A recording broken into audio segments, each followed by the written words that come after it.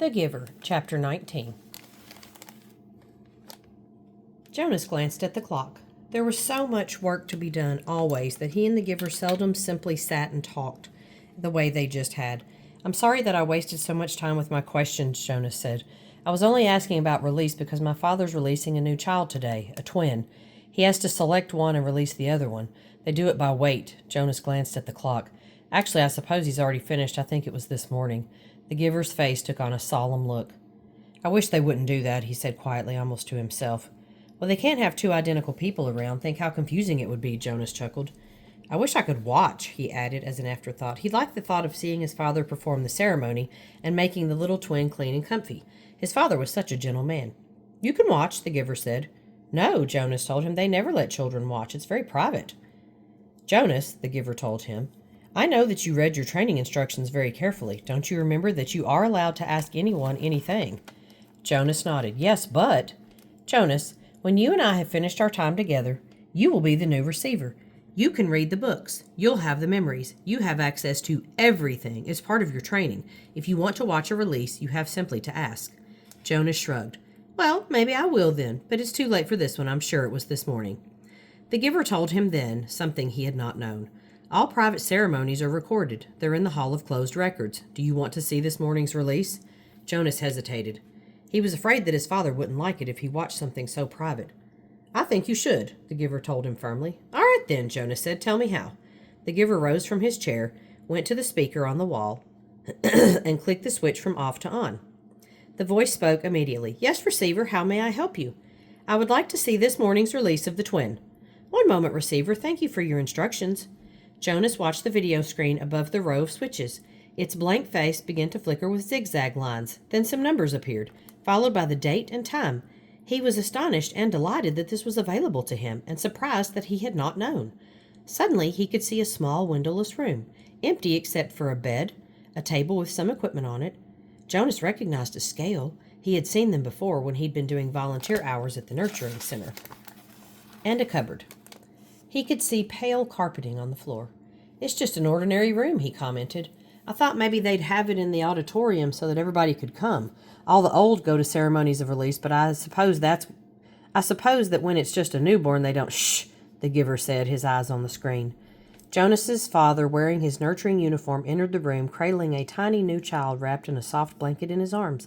A uniformed woman followed through the door, carrying a second new child wrapped in a similar blanket. "That's my father," Jonas found himself whispering, as if he might wake the little ones if he spoke aloud. "And the other nurturer is his assistant. She's still in training, but she'll be finished soon." The two nurturers unwrapped the blankets and laid the identical newborns on the bed. They were naked. Jonas could see that they were males. He watched, fascinated, as his father gently lifted one and then the other to the scale and weighed them. He heard his father laugh. "Good," he said to the woman. "I thought for a moment that they might both be exactly the same. Then we'd have a problem. But this one," he handed one after rewrapping it to his assistant, "is 6 pounds even. So you can clean him up and dress him and take him over to the center." The woman took the new child and left through the door she had entered. Jonas watched as his father bent over the squirming new child on the bed. "And you, little guy, you're only 5 pounds, 10 ounces, a shrimp." "That's the special voice he uses with Gabriel," Jonas remarked, smiling. "Watch," the Giver said. "Now he cleans him up and makes him comfy," Jonas told him. "He told me." "Be quiet, Jonas," the Giver commanded in a strange voice. "Watch." Obediently, Jonas concentrated on the screen, waiting for what would happen next. He was especially curious about the ceremony part. His father turned and opened the cupboard. He took out a syringe and a small bottle. Very carefully, he inserted that needle into the bottle and began to fill the syringe with a clear liquid. Jonas winced sympathetically. He had forgotten that new children had to get shots. He hated shots himself, though he knew that they were necessary.